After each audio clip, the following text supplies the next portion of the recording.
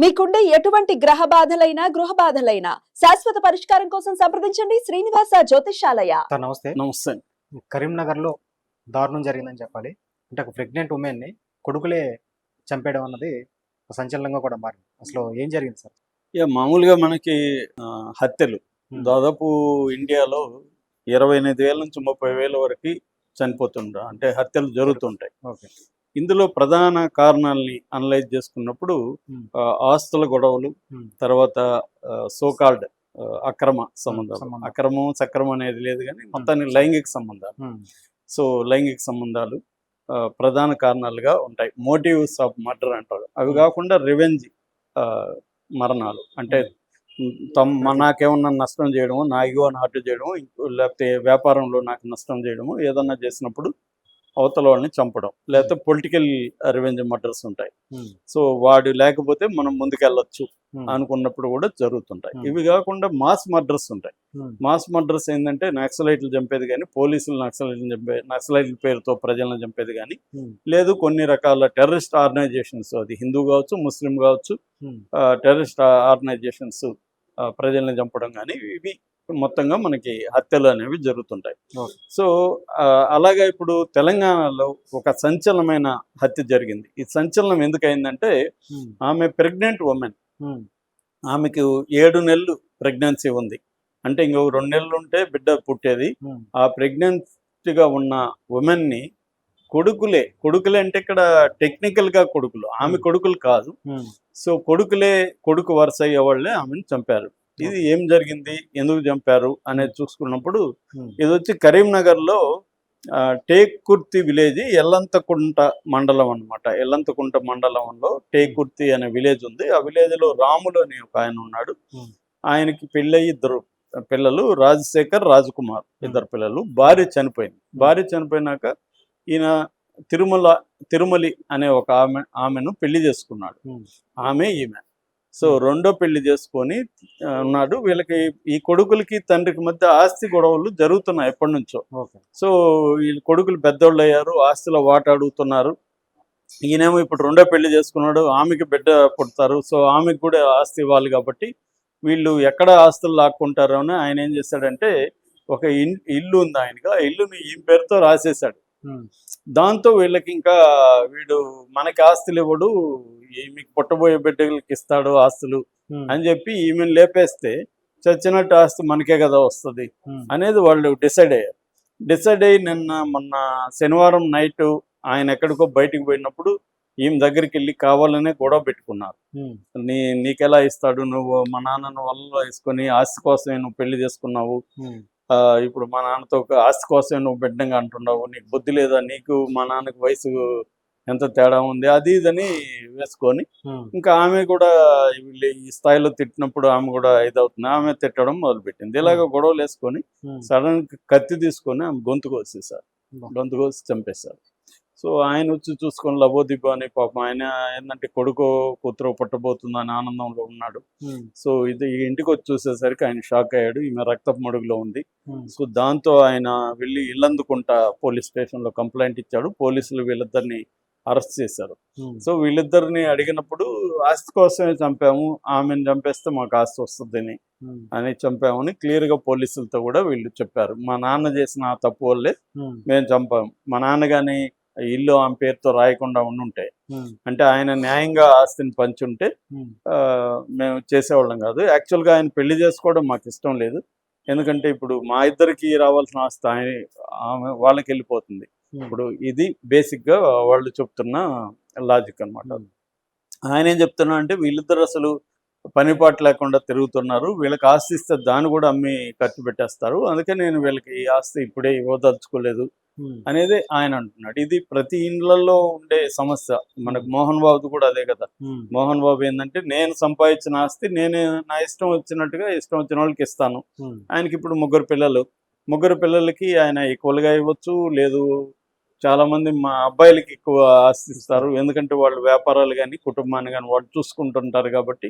ఇప్పుడు ఆ అమ్మాయి పెళ్లి చేసుకొని వెళ్ళిపోవడం ఇంకోటి జరుగుతుంది, వాళ్ళు బాధ్యత తీసుకోరు కాబట్టి ఎవరు బాధ్యత తీసుకుంటారో వాళ్ళకి ఎక్కువ ఇస్తాననేది ఉంటుంది. అందుకనే మోహన్ బాబు కూడా విష్ణుకి వైపే ఉన్నాడు. ఎందుకంటే విష్ణు కుటుంబాన్ని చూసుకుంటున్నాడు, ఆయన బిజినెస్. ఎడ్యుకేషనల్ ఇన్స్టిట్యూట్స్ మామూలుగా అయితే యూనివర్సిటీ అయింది, అది MB Mohan Babu university. So దాన్ని నెక్స్ట్ లెవెల్కి తీసుకువెళ్ళడానికి వరల్డ్ వైడ్గా ఉన్న అనేక ఎడ్యుకేషనల్ ఇన్స్టిట్యూట్స్తో టైఅప్ అవ్వడం, ప్రొఫెషనల్ మేనేజ్మెంట్ని పెట్టడం, ఇదన్నీ విష్ణు చూసుకుంటున్నాడు. ఈ అబ్బాయి ఏమో అసలు పట్టించుకోవట్లేదు. సో ఈ అబ్బాయి ఆర్గ్యుమెంట్ ఏంటంటే, నువ్వు విష్ణు సినిమాల కోసం వందల కోట్లు ఖర్చు పెడతావు, నా సినిమాలకి నువ్వు పెట్టవు, అదేమో లాస్ డబ్బులు రాలేదు అని ఇతని లాజిక్. ఎవరి లాజిక్ వాడుకుంటుంది. అదే నా ఆస్తి నాకు ఇష్టం ఉన్న వాళ్ళకి ఇస్తానని అంటారు. అందుకనే చాలాసార్లు తల్లిదండ్రులతో మంచిగా ఉండే వాళ్ళు కూడా కొంతమంది ఉంటారు, ఎక్కువగా కేర్ తీసుకొని వాళ్ళ ఆస్తి రాసుకుందాం అనేది ఉంటుంది.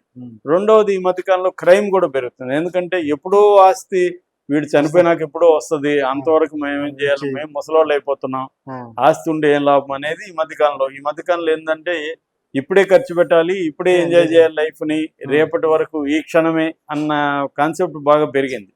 వెయిట్ చేసే ఓపిక ఎవరికి లేదు. ఇంతకుముందు అంటే వెయిట్ చేసేవాళ్ళు ఎప్పుడో వస్తుంది, అదొక భద్రతగా ఫీల్ అయ్యేవాళ్ళు. ఇవాళ భద్రత కాకుండా దాన్ని ఎంజాయ్ చేయాలి, ఖర్చు పెట్టాలి. సో ఎందుకంటే జనరల్ గానే ల్యాండ్ వాల్యూ అనేది ఇవాళ అన్ని చోట్ల కూడా పెరిగింది. సో ల్యాండ్ వాల్యూ పెరిగినాక దాని చుట్టూ క్రైమ్స్ కూడా పెరుగుతున్నాయి. ల్యాండ్ చుట్టూ క్రైమ్స్ అనేవి విపరీతంగా ఇండియాలో పెరగడానికి ఒక కారణం ఏంటంటే, ల్యాండ్కి మార్కెటబిలిటీ అనేది బాగా పెరిగింది. అంటే ఎన్ఆర్ఐలు కానీ ఇంకొకరు కానీ వచ్చి ఇన్వెస్ట్ చేయడం.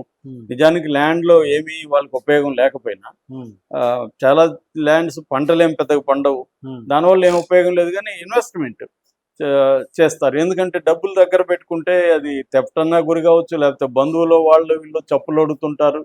నేను ఆ మధ్య ఒక 20 కోట్ల ఇల్లు కొన్నాడు ఒక నాకు తెలిసిన అతను. ఆయన ఇక్కడ ఉన్నాడు, ఆయన వేరే దేశంలో ఉంటాడు. ఇక్కడ ఎవరు ఉంటారు, పని వాళ్ళు ఉంటారు. ఆ ఇంట్లో 8 బెడ్రూమ్ హౌస్ అది.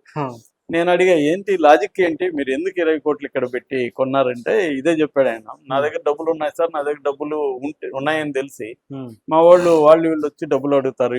ఇస్తే ఒక సమస్య, ఈకపోతే ఒక సమస్య, ఈకపోతే ఎనిమిటీగా ఫీల్ అవుతారు, ఇస్తేమో డబ్బులు రావు, మళ్ళీ మా ఇద్దరి మధ్య గొడవలు.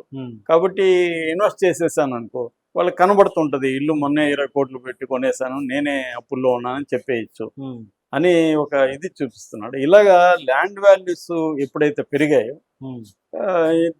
దీంట్లో ఇంకా తండ్రి లేదు, కొడుకు లేదు, తల్లి లేదు, ఎవరు లేదు, గొడవలు అనేవి విపరీతంంగా కామన్. అంతకుముందు ఏంటంటే ల్యాండ్ వాల్యూ అనేది పెద్దగా ఉండేది కాదు, కాబట్టి అప్పుడు కూడా ఉన్నాయి. చిన్న మధ్యలో మా ఏరియాలో గెనుము అంటాం, గట్టు అంటారు కదా, మేము గెనుమే అంటాము. సో గట్టు కోసం కొట్టుకున్న సంఘటనలు, నరుకున్న సంఘటనలు మనం చిన్నప్పటి నుంచి వస్తాం. అంటే రైతు అనే మనస్తత్వమే ఒక నేర మైండ్ ఉంటది అనేది మార్క్సిజంలో కూడా చెప్తారు. ఎందుకంటే అతను ఆ భూమి, చిన్న భూమి దీంట్లోకే పరిమితం ఉంటాడు. కొంత కార్మికుడికి కొంత బ్రాడర్ ఎక్స్పోజర్ ఉంటుంది, ఎందుకంటే సిటీలో ఉండడం, పెద్ద ఫ్యాక్టరీలలో పనిచేయడం. అందువల్ల రైతులకి ముఖ్యంగా ఇండియాలో ఏంటంటే 5 acre హోల్డింగ్స్ అంటారు, ల్యాండ్ హోల్డింగ్స్.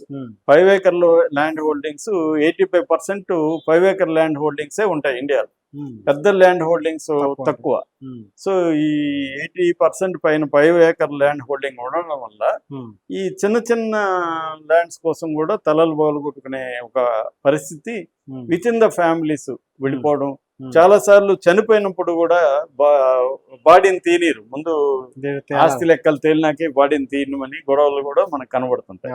సో అలాగే ఈమెని వాళ్ళ పాయింట్ ఆఫ్ వ్యూలో ఏంది, మన పాయింట్ ఆఫ్ వ్యూ ఒక ప్రెగ్నెంట్ లేడీ 7 నెలలు పాపం అని మనం అనుకుంటాం. వాళ్ళ పాయింట్ ఆఫ్ వ్యూ ఏమంటే ఈమె ఆస్తి కొట్టుకుపోతుంది, ఇప్పుడు బిడ్డ పుడితే నేచురల్ గా ఈయన ఆస్తి ఆమెకి ఇచ్చేస్తాడు, ఆ కొడుకో కూతురికి ఇస్తాడు, మనకు రాదు అనేది వీళ్ళ పాయింట్ ఆఫ్ వ్యూ. సో వీళ్ళు డిసైడ్ అయ్యారు, చంపేస్తాం, మహా అంటే ఏముంటే 1 month జైల్లో ఉంటాం, ఈ లోపల బెయిల్ వస్తుంది, మళ్ళీ వచ్చి ఈయన ఇంకా భార్యను చంపేసినప్పుడు వీడిని చంపడం పెద్ద విషయం కాదు, కాబట్టి వాడే భయపడి మనకి రాసేస్తాడు అన్న పద్ధతిలో ఉంది ఇప్పుడు. అందుకని చాలా మంది ఆస్తి రాసేసినాక ఇంక వాళ్ళని వీళ్ళు చూడరు కూడా.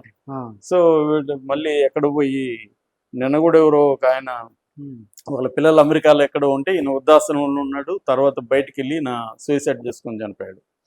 అంటే పరిస్థితి అది. అందుకని వీళ్ళు ఆస్తులు ఉంచుకుంటే ఒక సమస్య, ఉంచుకోకుండా ఇచ్చేస్తే మళ్ళీ వీళ్ళు వాళ్ళని చూడరు.